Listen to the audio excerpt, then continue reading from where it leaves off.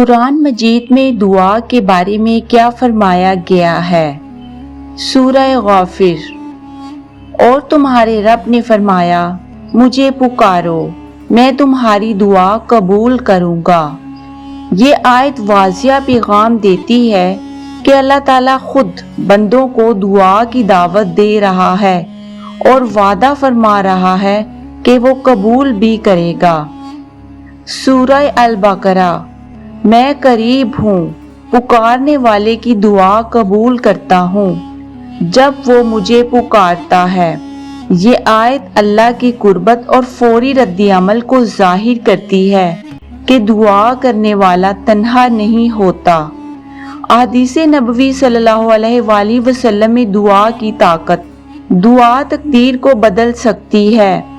یہ حدیث اس بات کا ثبوت ہے کہ دعا انسان کی تقدیر کو بھی بدل سکتی ہے، یعنی اگر کوئی نقصان یا پریشانی لکھی ہو تو دعا سے وہ ٹل سکتی ہے۔ دعا مومن کا ہتھیار ہے۔ نبی پاک صلی اللہ علیہ وآلہ وسلم نے فرمایا، دعا مومن کا ہتھیار ہے، دین کا ستون ہے اور آسمان و زمین کا نور ہے۔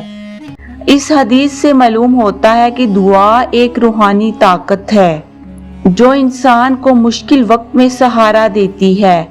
قرآن دعا کو براہ راست اللہ سے رابطے کا ذریعہ کہتا ہے۔ نبی کریم صلی اللہ علیہ وآلہ وسلم نے دعا کو ایسا ہتھیار قرار دیا جو تقدیر تک کو بدل سکتا ہے۔ دعا صرف زبان سے مانگنے کا نام نہیں بلکہ دل کے یقین اور نور کی رحمت پر بھروسے کا نام ہے۔ دعا صرف الفاظ نہیں، یہ دل کی وہ صدا ہے جو آسمان چیر کر عرش تک پہنچتی ہے۔ یہ ایک بے بس انسان کا اپنے رب سے رابطہ ہے، اس ہستی سے جس کے لیے کچھ بھی ناممکن نہیں۔ ہم اکثر سوچتے ہیں کہ حالات کب بدلیں گے، راستے کب کھلیں گے، لیکن ہم یہ بھول جاتے ہیں کہ جو سب کچھ بدلنے کی طاقت رکھتا ہے وہ تو بہت قریب ہے، صرف ایک سچے دل کی پکار کا منتظر۔ جب تمہارا دل کہے کہ اب کچھ نہیں ہو سکتا، تب یقین رکھنا کہ اللہ وہ مقام ہے جہاں سے سب کچھ شروع ہوتا ہے۔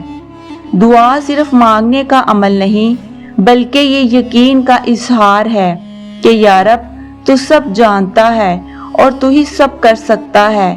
کئی بار ہم مانگتے ہیں اور ہمیں فوراً کچھ نظر نہیں آتا، مگر دل میں سکون اترتا ہے اور یہی سکون ہماری روح کو طاقت دیتا ہے۔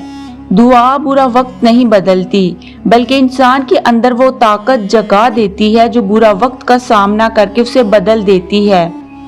اللہ کی رحمت بہت وسیع ہے اور وہ کبھی کسی گرتے ہوئے کو اکیلا نہیں چھوڑتا۔ بس مانگتے رہو، یقین کے ساتھ، صبر کے ساتھ، کیونکہ دعا تقدیر کو بھی بدل دیتی ہے۔